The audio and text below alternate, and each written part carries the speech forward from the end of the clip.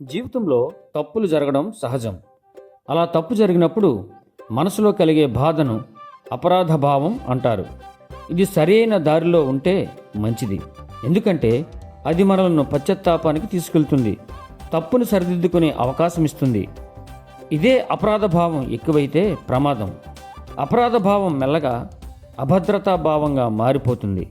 ఎలా అంటే, నేను తప్పు చేశాను అనేది అపరాధ భావం, నేనే ఒక తప్పు అనేది అభద్రతా భావం. ఇది చాలా ప్రమాదకరం. ఈ అభద్రతా భావంలో ఉండే లక్షణాలు: మన విలువలను మనమే సందేశించుకుంటాం, నేను యూజ్లెస్ అనుకుంటాం, నాకు క్షమాపణ లేదు అనుకుంటాం. ఇలా చాలానే ఉంటాయి.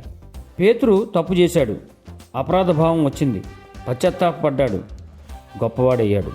ఇస్కరియోతు యూదా కూడా తప్పు చేశాడు, భూప్రపంచంలో నేనొక్కడనే తప్పు చేశాను అనే అభిప్రాయపడ్డాడు. అపరాధ భావాన్ని దాటి అభద్రతా భావంలోకి వెళ్ళాడు, ప్రాణాన్ని కోల్పోయాడు, చెడ్డవానిగా మిగిలాడు. తప్పును సరిదిద్దుకో, పశ్చాత్తాపపడు. యేసయ్య క్షమించడానికి ఎప్పుడూ సిద్ధంగా ఉన్నాడు.